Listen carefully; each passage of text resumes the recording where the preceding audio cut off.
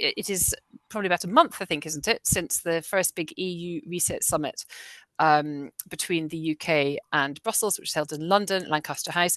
Just before that summit, David, I interviewed Keir Starmer, who told me that he was ambitious to go further, even than what was eventually agreed at Lancaster House. You obviously, I'm sure, will be across all of the detail of what was agreed at the summit. There was the announcement of a formal defence and security partnership. There was a range of agreements promising closer cooperation on a range of issues, including agri-food, energy and migration. Did you think it went far enough? Well, it sounds like Keir told you that he doesn't think it went far enough. So, like a well-drilled party person, I would, of course, agree with the leader. Look, I think there are two things that are very significant about the summit stroke reset that happened. The first is the process, and then the second is the substance. On process, it is extraordinary, really, that our closest neighbors, not just in terms of geography, but in terms of values, economy, political interests, etc., that their existence, their collective interest, their collective existence should have been thrown into the outer darkness by the preceding administrations multiple times over. And there was no structured engagement between the UK and the EU. The national security strategy that was published twice under the Tories pretended that the EU didn't exist. And I think that the fact that the summit happened, that it's an annual event, that there is a commitment on both sides to recognize reality, which is that in the chaotic globalization, form of globalization that we're facing around the world at the moment, countries like ours need alliances, including with multilateral institutions like the EU. I think that commitment is very important, and it was preceded by what looks like very substantive discussion between the Cabinet Office Minister Nick Thomas-Symonds and the Vice President of the EU. So in process, I think, is important. The second thing is it's set an agenda, it's set a table, but the food hasn't been put on the table yet, so we can't eat it. So there's a lot of work to be done across the range, including on international development, actually, one of the areas that got a paragraph, because Brexit has been botched in a very serious way by previous administrations. Many of us thought it was going to be bad. None of us could have believed it was going to be this damaging. But it's a daily Brexit. The botched Brexit is a daily drain on the lives of British people. And so the fact that it's being addressed and its issues are being addressed in a comprehensive way and a substantive way, I think is significant. Obviously, in defence, there was a manifesto commitment to a defence pact. And I've always thought, actually, you came to a lecture I did last year in May last year, about how foreign and security policy could provide a testing ground and a proving ground for EU-UK cooperation of a serious nature. That's even more needed today, given what's happening in Washington.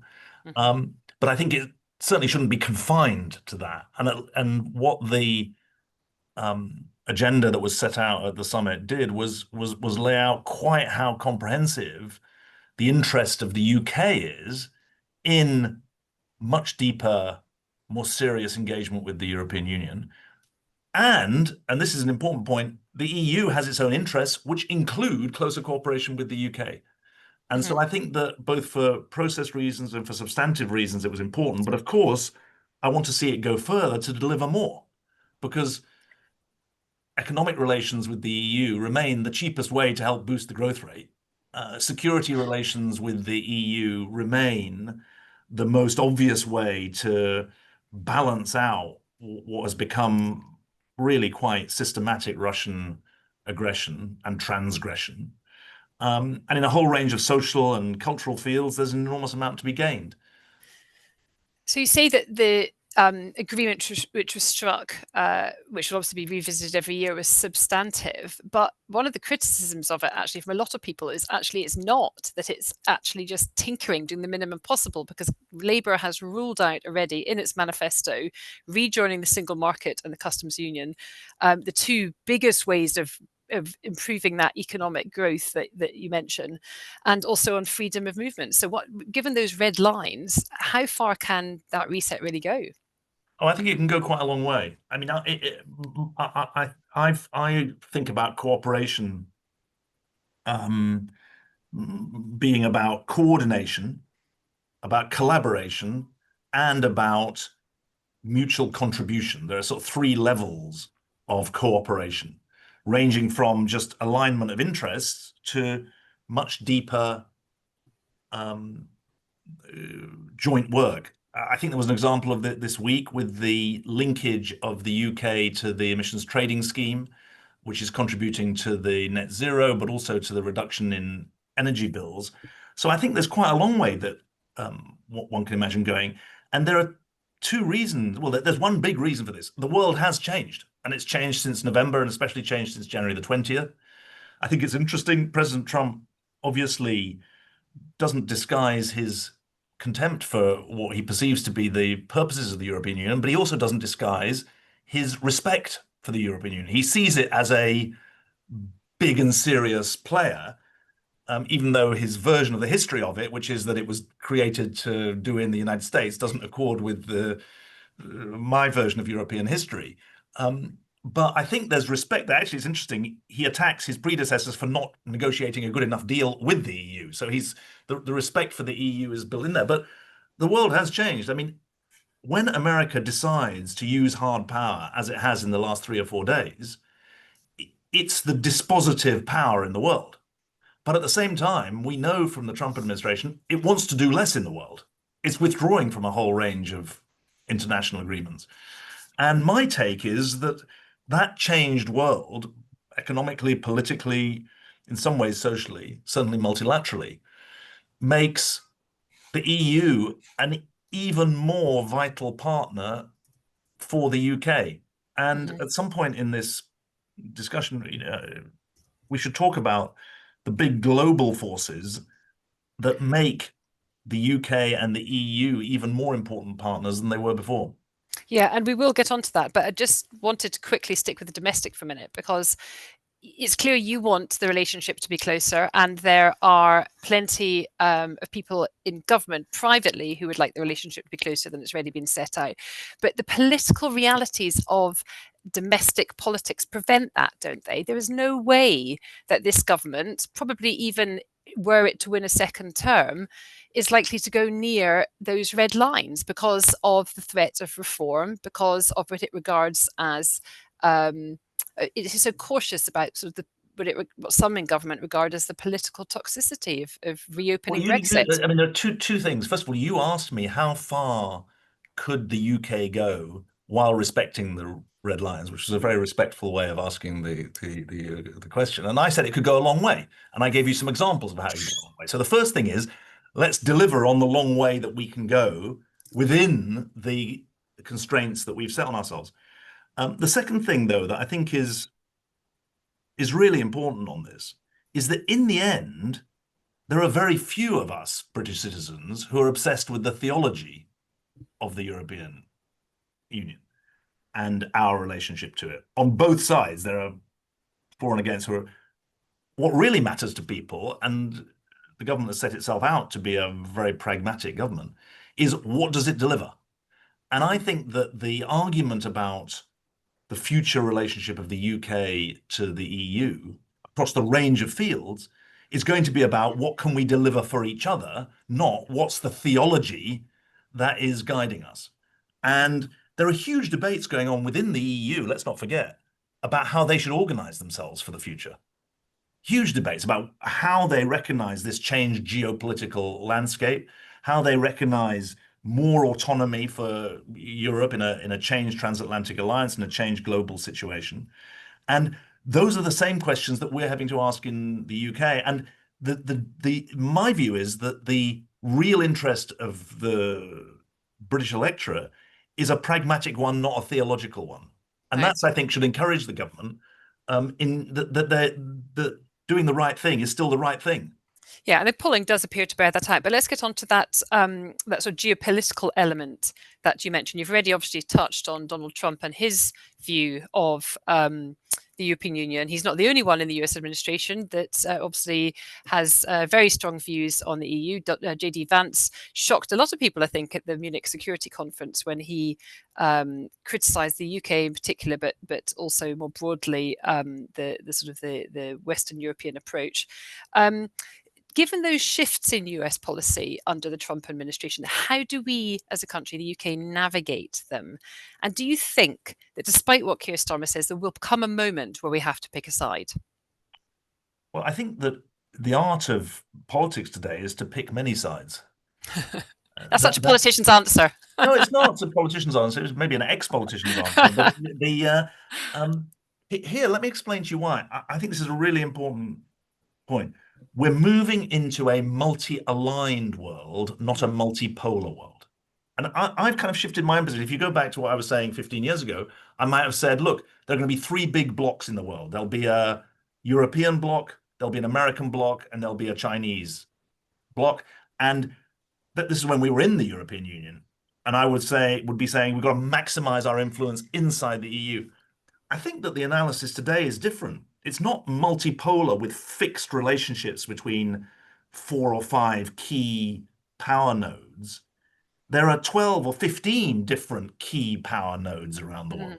One is Europe, one is America, but in the Gulf, you've got significant players. In Turkey, you've got significant players. In China, you've got significant players, but so do you in India. So it's 12 to 15 power centers around the world.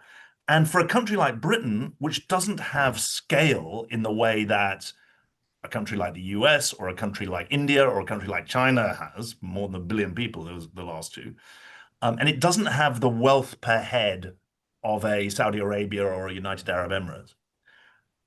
I don't want to call it the trick, but the strategic imperative for us is multi-alignment, not singular alignment. And I think that's the case for 3 interlocking reasons, all of which speak to our interests. One is that we're living through a time, oh my God, my computer says it's going to restart in 40 minutes. That means okay, we've got till... a hard stop. We've got till 2:59. It's nothing rude then. So at 2:59, this thing is going to just explode. So anyway, so we've got 40 minutes and 5 seconds. I'm sorry about that. I'll put it on snooze. This wasn't expected, but shoot, I'm sorry about that. One, the geopolitics is changing because the global economy is changing. I mean, it is extraordinary that Americans are furious about their economic performance, but they're still 25% of the global economy, the same as what they were 30 years ago. Yeah. What's changed is that Europe's gone down, including the UK. Japan's gone down as a share of global GDP. So there's a geopolitical reordering. Secondly, we've got more global risks. So there are health risks, there are climate risks, there are nuclear risks, as we've been seeing. There are economic risks. And then thirdly, we're living through this extraordinary technological revolution that is turning upside down many of our industries and the ways in which we live and work. In that context, the imperative for Britain is, yes, to plug itself in to the EU so that we are making the most of that potential relationship without being a member of it, because we made a decision, historically, my generation was part of a terrible failure that allowed the Brexit argument to win in the way that it did, or at least the Brexit vote to win in the way it did.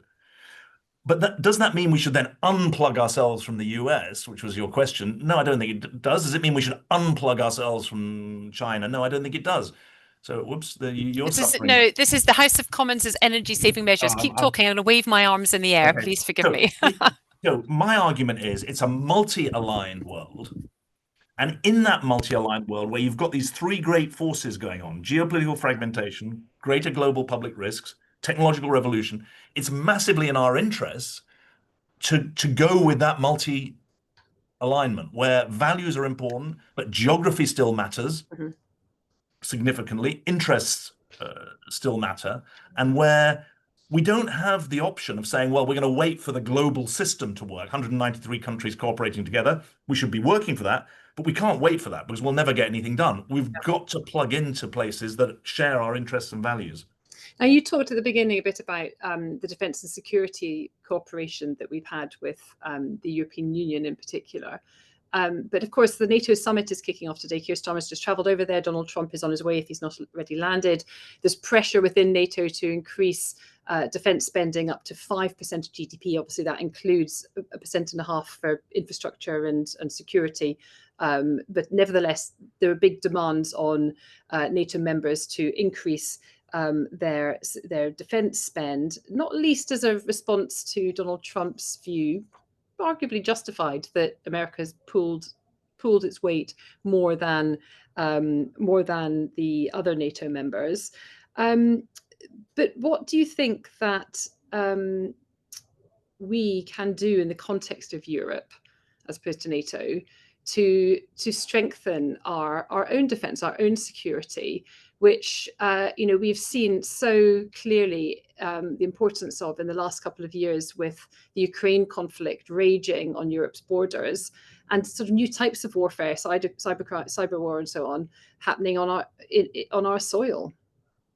Well, I mean, I think that is the framing question, and I answer it like this. First of all, when Russia invaded Georgia in 2008, in August 2008, I was Foreign Sec at the time, and we had a NATO summit. But then I went to Kyiv, to Ukraine, and I went there to say, watch out that you're not next.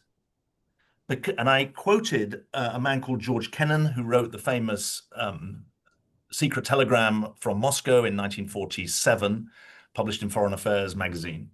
And Kennan said, Ukraine's tragedy is that Russia can only see it as a vassal or an enemy. A very powerful, resonant phrase.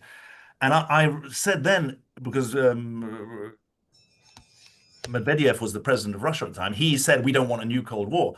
And I said, yeah, you say you don't want a new Cold War, but this is what you're creating, because you're falling into the trap that you're only willing to, and I warned the Ukrainians, you're going to end up you'll be the enemy because you're not willing to be the vassal. And quite right that you don't want to be the vassal. So secondly, if you move forward 15, 16 years, it's extraordinary that a European Union, which includes neutral countries like Ireland, is becoming a defense power. It's becoming a procurement power. It's becoming a arms power for supporting Ukraine, with Irish support and Austrian support, interestingly enough, who are not NATO members. So the defense aspect of the EU is growing, not as a rival to NATO, but as a complement to NATO. Third point, one of the significant things about the EU is that it doesn't just do defense. And we need to think about our relationship with Russia across the spectrum, not just as a defense thing, because they're doing, exactly as you say, cyber warfare. They're doing a whole range of other, and they've killed people on British soil, as I know to my cost.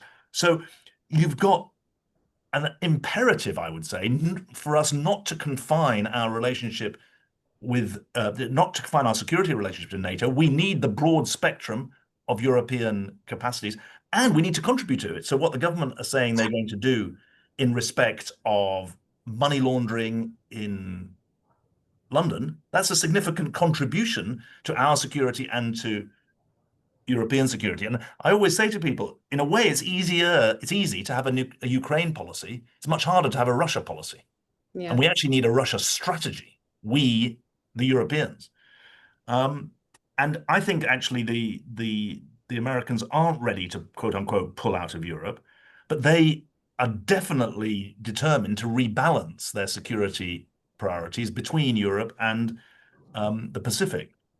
And so that does mean that Europeans have to do more. To be fair, American presidents for a long time have been saying, you need to do more on defense. I actually think it's good that defense is being seen in the round. I think the government have published a national security strategy today. I haven't had a chance to read it yet, but it starts with cyber defense and defense of the homeland, which doesn't mean that Russian troops are coming across the White Cliffs of Dover, but it does mean that there is cyber warfare that's ongoing. And I think that's just a tragic feature of the modern world, that Russia has seen its own interest as being making an enemy of the rest of Europe, Mm. which is Now, obviously totally contrary to what was hoped for in the 90s. yeah, a big shift. Now, to pay for these increases in defence spending that the new world order will entail, the British government have taken a decision to, as it characterises it, shift from soft power to hard power. They say we live in a world of hard power, and as you know, as you will all know, they have substantially cut development spending to pay for some of those military increases, not without criticism from even those within the military who say that they're vacating a space that potentially Russia, as you know, Russia or China or other nation states could move into. How disappointed were you that, despite recognizing all the realities if you set out of the new global security environment, that this is the route that the government decided to go Well, down? you know, since you published it in your newspaper, that I was very disappointed. So I mean, but here's the thing. I mean, I'd be amazed if the government had actually said we're abjuring, we're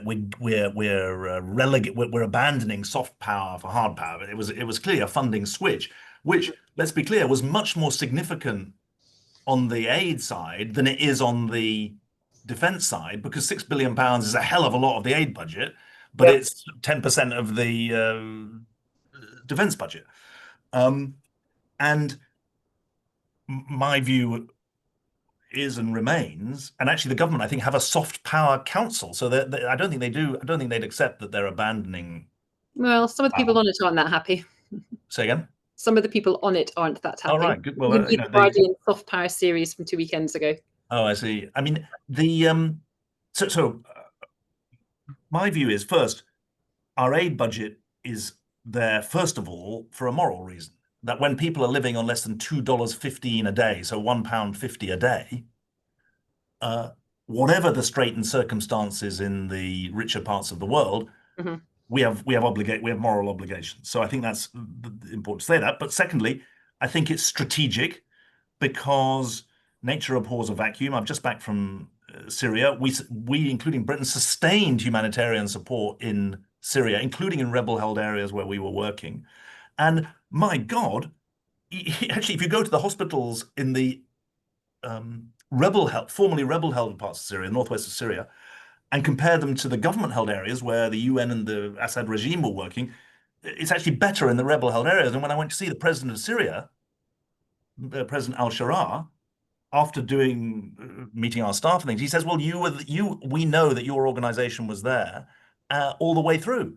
So I think there's a strategic interest as well as a moral interest. And I think, to be fair, the government, I think Keir Starmer said this, he didn't want to cut the aid budget, but he felt he had nowhere else to go. Yeah. And you know, Britain is a £3 trillion economy. So Well, they say they're going to restore it when economic conditions allow, don't they? But we've heard that before. Sorry to be a skeptic. Well, I mean, look. What I can tell people is that British foreign aid goes a long way for people in desperate need. Desperate need. And the fact that you've got 300 million people in humanitarian need today, but plummeting aid budgets doesn't meet the moment, the geopolitical moment, because you can guarantee, China's just done its first agreement to do humanitarian aid in Cambodia with UNICEF. Now, you mentioned that the EU reset, just coming back to that for a minute, included just a couple of paragraphs on international development policy. And with your IRC hat on, how would you like to see those few paragraphs fleshed out? Where should that how should that agreement move forward? Well, big time. I mean, now the EU is now the biggest development donor in the world. Mm-hmm. So we've got the chance to align ourselves, complement, work with people who've got similar priorities. So on my ladder of coordination, collaboration, contribution, I think we should be doing things together. We should be aligning our bureaucratic systems. Because at the moment, if we get a grant from the Foreign Office and a grant from the EU, they've got totally different bureaucratic systems. That makes no sense at all. If they're working in the same country, they should be thinking, how do their programs sync in with each other in a much more systematic way? I'd like to see us doing not just joint projects, but using each other's networks, because Britain has things that the EU can benefit from and vice versa. So actually, foreign aid is an area that could be a good exemplar of how we can work together. I think there's quite a lot that fits in there. I spoke at Chatham House at the end of April, and tried to explain how the aid world needed to change given the way the world had changed. And one of the things I said about at the end about British aid, I mean, first of all, British aid should be aid, because of course at the moment 40% of what remains of the aid budget is being spent on refugees who've come to Britain. So it's not actually foreign aid at all. But amongst other things, getting more value by working closer with the EU fits into that, I think. Okay, and then last one for me before we come to all of you for questions. So please get your thinking caps on if you haven't already. But I wanted to ask, given the global situation, the situation in the Middle East over the last few days, how you think that the UK and Europe should approach the conflict that that we've seen between Israel and Iran. Hopefully, the ceasefire will persist, but obviously, that aside, it is still very, very tense, and you know, hopefully we've escaped the prospect of broader escalation, but we just don't know. Interested in your take on that, and also if I can just ask about Gaza and whether you think attention will now start, if the ceasefire lasts, to refocus on Gaza at a time when the UK and France, who looked like they were moving towards recognizing a Palestinian state, seem to be backing away from that a bit, even though the ultimate end goal down the line is still a two-state solution. Well, I was going to talk about Gaza anyway, so Yeah. because it fits into your question, I think. I mean, first of all, I've always believed that there was a diplomatic way to satisfy Iranian aspirations for civilian nuclear power without in any way giving succor to their appalling weekly chants of death to America, death to Israel, sometimes death to Britain. And when I was in office, it was during the Ahmadinejad administration. It was very difficult, but nonetheless, we brought, first of all, the Bush administration, then Hillary Clinton and the Obama administration into what was originally the European three, the E3, that became the E3 plus three, because America, China, and Russia joined in during my time, which was all about getting a serious nuclear deal with the Iranians. And so I think that it's really important that we keep hammering that. Now, of course, there was an agreement, which then the first Trump administration pulled out of. And so finding Iranian interlocutors is going to be difficult, especially given their leadership succession issues. Now, what do I hope comes out of this? I think that part of de-escalation in the region, which I think you referred to, is the unbelievable tragedy that is going on in Gaza, above all for the 2 million Gazans, but also for remaining hostages. And the scale, we've got 55 people working for us there, and we have half a dozen local partner organizations. And the meetings that I have with our teams there are the most appalling descriptions of reality that one can imagine. Where even our own staff who get paid are having to feed their kids, not feed themselves. And so if anything is going to come out of this, I hope one thing that would contribute to de-escalation is obviously the ceasefire in Gaza, because during the 6 weeks of the ceasefire, there was respite for the people there. And this Gaza Humanitarian Forum that's been created somehow between Israel and the US is a walking advertisement for how not to do humanitarian aid. I mean, people are getting killed while waiting for aid. But I don't want to also forget the West Bank situation, because there's, I mean, I spoke to someone from the region yesterday who I've known a long time and who's never spoken as he did about what's happening in the West Bank. And there is I mean, that could be the next thing to blow up. Yeah. Okay, so you've got two ways to ask questions. We'll come to you now. One is that you can raise your hand on your computer and we'll unmute you and you can ask the question yourself. The other way is to put a message in the meeting chat and I'll read it out to David. So we'll start off with a question from John McLeod, who's put his message in the chat, question in the chat. If the British public, David, understood the extent of Putin's interference during the Brexit referendum, do you think that could encourage them to rejoin the European Union? I think there are better arguments.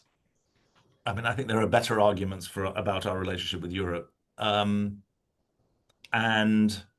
I don't know the extent to which Putin swung the vote. I mean, clearly, Putin has been sponsoring extreme right-wing parties across Europe.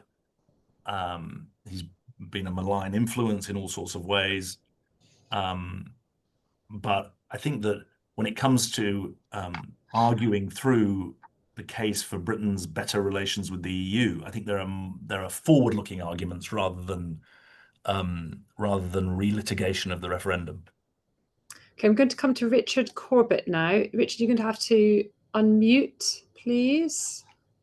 Hello, Richard. Richard does know more about the EU has forgotten more about the EU than I ever knew. So I hope this isn't going to be a version of Mastermind. Don't worry, David. No, it's about the state of British public opinion in relation to what's just been said about rejoining the EU. The YouGov poll last week, if you take away the don't knows and don't cares, gave a figure of 64.5% now want to rejoin the European Union against 35.5% that don't.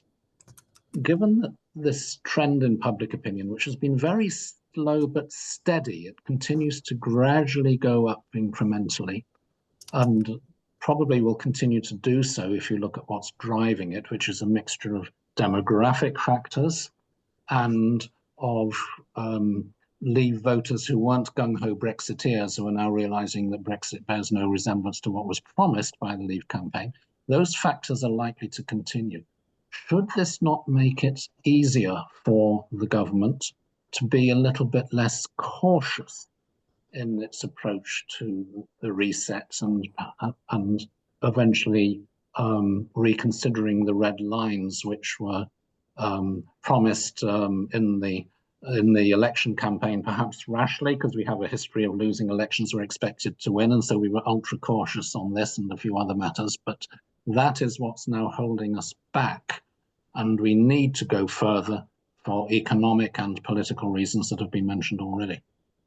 Well, predictions are very difficult, especially about the future, as someone once said, and I would really urge you, Richard, to follow the argument, not the arithmetic. The older I get, the more I become skeptical about the polls, especially saying ignore the don't knows and the don't minds. I think that is not the way I would frame this or approach this. I think you've got to get to the argument, and the argument at the moment is very clear to me that we have to remake the case for Britain's place, economic and political and security place in the European continent.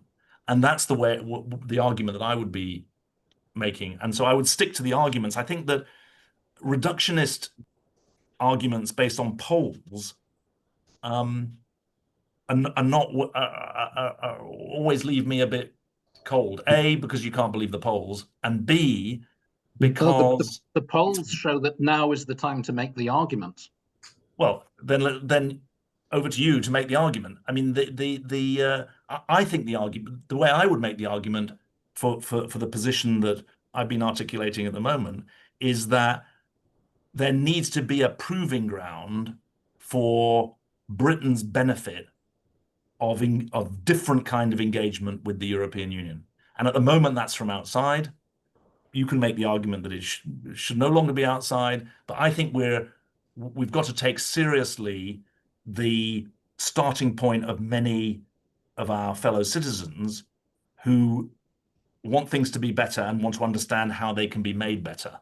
And that's why I come back to the argument about the cheapest way of boosting the growth rate is by engagement with the EU. That needs to be developed. Now, remember also the EU is not static, and it's going to change a lot. You know that very well. The whole argument about a EU of concentric circles creates a whole set of questions about with which aspect of the European community do you want to have different kind of relations? And I think that's to our advantage. And I would take it step by step. So I'm going to ask, that's really interesting. Thank you, David. I'm going to ask questions to keep the questions concise, and David to do the same, because we're getting quite a lot coming in. I like my answers to be concise. And, well, you know, very diplomatically put. I will try and be Twitter length. Just want to give as many people as possible a chance to ask their questions. So we're coming to John Browning next, who's got his hand up.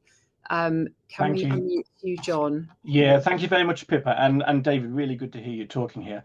So I've worked more than 20 years in international development, humanitarian assistance and crisis stuff with DFID, UN and other organizations. And obviously right now there's a lot of demand on government spending around defense. But of course, as you know, we've seen that cause cuts across various countries, including UK, on soft power, on development aid budgets and such. What are your thoughts around how we get back to a sensible level of spend? Because that can't be really delinked from hard security. So what are your thoughts on that? Briefly, one, focus aid on where it has greatest impact. 60% of the aid budget currently goes on global public goods, not on humanitarian support, which gets 14%. So the most popular part of the aid budget gets a relatively small part of it. One, where aid makes most difference. Two, understand the difference between mitigation of extreme poverty and development. The truth is that aid in a place like Sudan or Gaza is absolutely key to people's lives. Aid is not the main contributor to development. Remittances, for example, are 3 times the level of development, never mind other markets and other contributors to GDP. Thirdly, I think we have to make the case for burden sharing as well. It doesn't make sense that the G7 accounts for 75% of the global aid budget. So we've got to take on that fair shares argument. But I still think if you do that, I think there's a chance of shifting the focus. And of course, it's a race against time, because before you know it, there'll be one of the global risks is another pandemic. And one of the things that contributes to that is obviously if vaccination rates drop and if public health surveillance drops as well.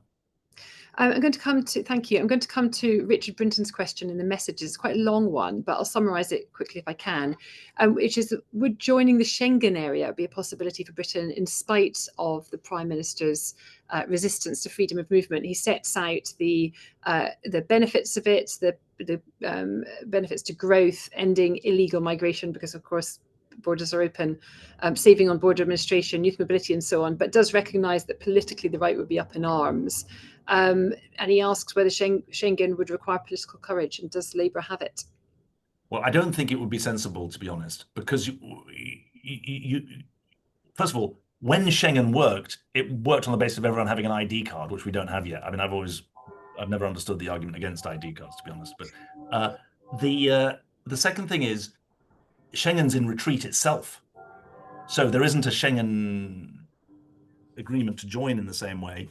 Thirdly, I think that since we're an island, not contiguous to the core of the Schengen area, I don't think that's a runner.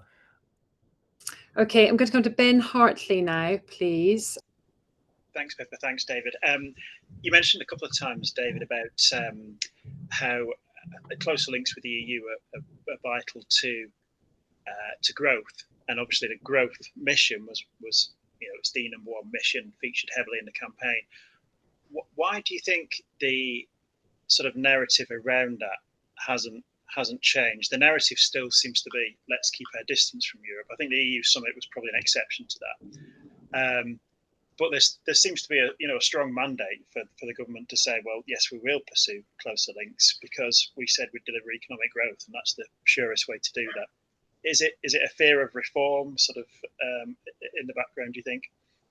Well, so 2 things about that. First of all, thank you for mentioning the missions. I thought I was the only person who still banged on about the missions. So I'm very pleased that you're the second person who bangs on about the missions. I thought they were really good.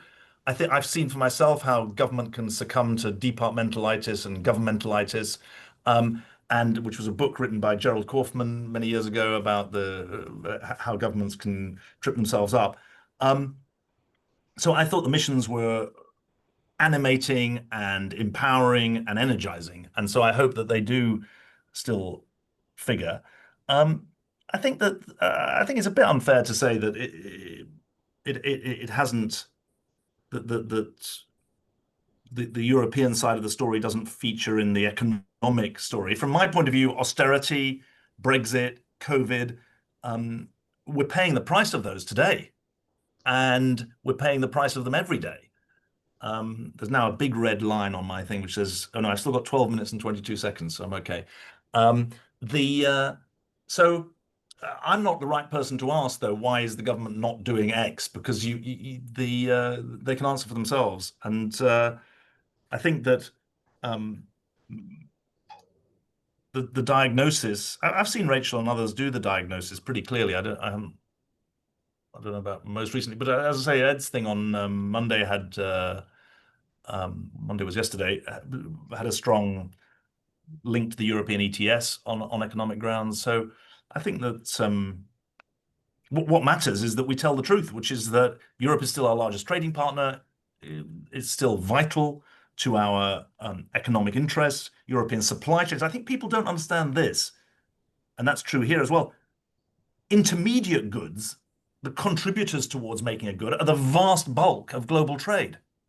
This idea that every country makes different things and then they trade them. No, we make parts of things and they go into things, and we're an 80% services economy. And I think that's the leap that needs to be understood. Thank you. So there's a couple of questions on the chat about reform. Kevin Beaverstock is asking, and this is reform with a big R, how worried you are about reform winning the next general election. And Cavan Hawker asks, how do we take the fight to Nigel Farage at the next election, set out a good, clear narrative to inform and educate sections of the British public who might be likely to vote for them, and finally to consistently hold Farage to account and not give him a free run as he appears to be getting at the moment. There's actually a third one, sorry, given they're all about reform, I'm going to ask them all in one go. From Conrad Winch says, is the government playing too much into reform in Nigel Farage's hands by being cautious? Slightly Europe tangent here. In Europe, it's probably easier to tell what the government doesn't want than what they want to achieve, but that seems to be driven by Eurosceptic pressure. I'm still an Arsenal fan, and I'm one of the Arsenal fans who still quotes Arsene Wenger. And Arsene Wenger once said, focus on your own team, don't focus on the other team. Now, if you think he was a great manager, you can think that was a great way of thinking. If you think he wasn't a great manager, you can think that that's not a great way of thinking. But I am a great believer that politics starts with thinking about what you're doing and what you have control over. And we have control over what kind of government we are. And the best way of winning an election is to be a good government. And I'm sorry to put it in such simplistic terms. Of course, there is more to it than that. Of course, Alistair and I would always, tease each other. He'd say ideas were the most important thing. I'd say communications were the most important thing. Haha. But I honestly believe that focus on being the government. We've got 3-4 years until the next election. So much is changing in both the way of politics and the substance of politics. Thank you to David Poyser. It's just popped up. Arsene Wenger was a great manager. There you go. On my chat. So as a government, what we need, as a governing party, what we need is a thriving debate about how to make the most of the extraordinary opportunity we have, which is to be a government with a significant majority. There haven't been that many of those in Labour history. And what we've got to do is make the most of it. And this government has inherited a much tougher situation than previous ones in all sorts of ways, but it's still an enormous opportunity. That's my conviction. Okay, thank you. Can we come to Lusungu Nakoma now? We'll need to unmute you. Hi. Hello. Hi. So this is like my second time being here, and I really enjoyed the discussion. And I remember I was pretty young when the Brexit vote happened. I remember my dad being pretty upset about it. But one of the things which the EU UK summit came out with was the youth mobility scheme. And I've just finished my first year, and I was wondering how you could emphasize to young people how important that is. And just another little thing, people are speaking about Reform UK, and I'm from Lincoln CLP, and we've obviously had local elections, and reform is kind of our looming threat in Labour, and especially as we have city council elections next year. That's something which we're trying to strategize. So there's more two questions in one about how do we get the message out about youth mobility, but also how do we deal with the threat of reform in places like Lincolnshire, who have control. Reform has control of the county council and the mayoral. Thank you. Thank you, Lusungu. Great points. I mean, on youth mobility, I think this is an important step forward. When I did this talk last year at the Irish Embassy, Pippa and I were talking then about about student exchanges, but I think we've also opened up Erasmus, which is a student exchange program. There's a massive opportunity in what the Americans are doing in higher education, massive opportunity for the UK to re-establish itself as a higher education hub, but obviously not just the youth mobility scheme is about more than higher education. So I think my answer to your first part of the question would be make the most of it. Make the most of it. And I was very relieved to see that there was an article in the paper the other day that the Eurorail is now open to the over 28s, not just the under 28s. And sadly, I'm now over 28, so I can still Eurorail. So I was pleased to see that. I'm not over 28. I wish that was the case. We're getting younger, aren't we, Pippa? Or you are. On the second thing, I think that is serious because a longer answer to the previous question is obviously we're in government in Westminster, but we're not in government all across the country. We're not in government in Scotland, where there are very important elections next year, and we're not in government in places like Lincolnshire. And there, the art of opposition is to expose the difference between real reform with a small r and nostalgia for a better yesterday, which is going to deliver nothing for people. And all of the experience of these so-called populist parties is that their claims are wildly out of sync with what they deliver. And part of the job of a political party like ours that is a national political party is to make sure that in all parts of the country, we're exposing the gap between rhetoric and reality of our opponents when they have the chance to serve in power at whatever level. Can I ask about, you mentioned Scotland. Liam McLaughlin and Vanessa Shan both talk about the Scottish elections next year. Of course, there's in Wales as well, but specifically whether you think that Labour's reticence on Europe and the red lines, its red lines, harms Scottish Labour's chance, where obviously, as a Scot, in the referendum, Scotland overwhelmingly voted to stay. I mean, I defer to people who are living in Scotland before diagnosing the way in which that's playing out at the moment. I mean, nearly 10 years ago now, at the time of the referendum, there was all sorts of discussion about who it would empower and what sort of resentment would arise.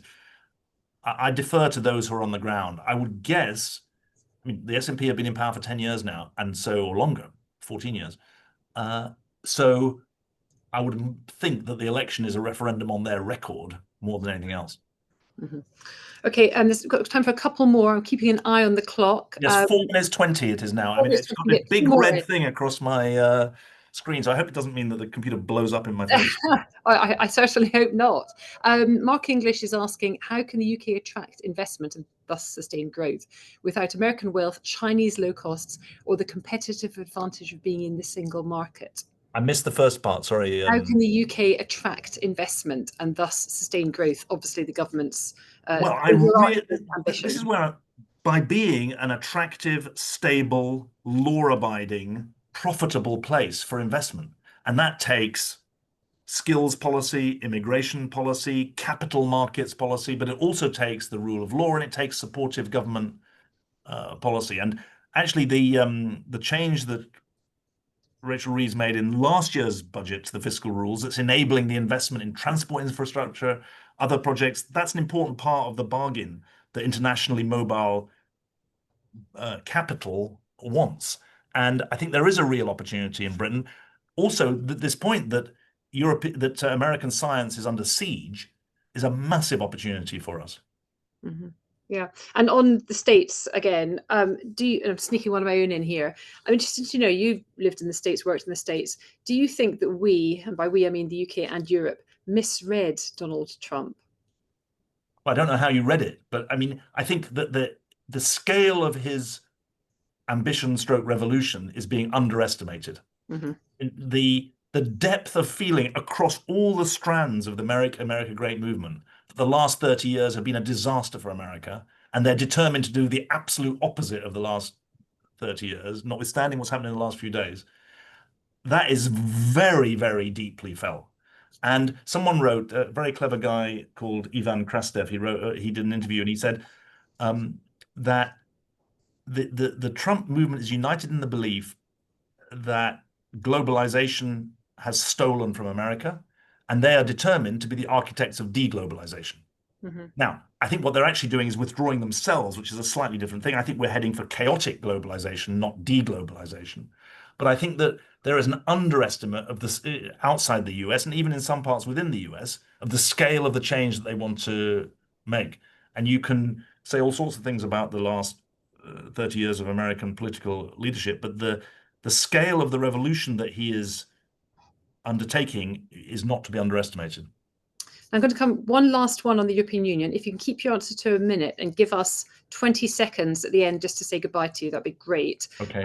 This is from David Poisner. It's about going back to British public opinion. Obviously, you know the mentality is South Shields well, and you've had a period looking at us from afar. Do you think that people will care about the details do you think people will care about the details of government closest to the EU? You know, the suggestion is that it might get a few squawks from the Mail and the Express, whether we're close or not. But what should be important is what's in the best interest of Britain. It says 1 minute and 4 seconds. So okay, you've got 40 seconds. 40 seconds without hesitation, repetition, or deviation. Isn't there a radio program still like that? That was a bit of a hesitation. I tried to answer this earlier, David. I don't think they care about how the sausages are made. I think they care about the quality of the sausages. And that's why this is a pragmatic argument for the way in which we sustain and renew the economic, social, political foundations of the country. And that says to me that it's the pragmatics that matter, and the outcome that matters much, much more than the theology. That was my answer, I think, to the first or second question, and so it's probably appropriate as the answer to the last one as well. It's coming in full circle. Well, listen, everybody's saying thank you very much for your insight and your thoughts. And there's even a suggestion that if you still go to watch Arsenal, you should take Keir Starmer and take the opportunity to have a quiet chat with him about one or two things. But thank you all for joining us. It's been a really interesting hour. And David, thank you very much. Thanks very much indeed. Thanks, everyone.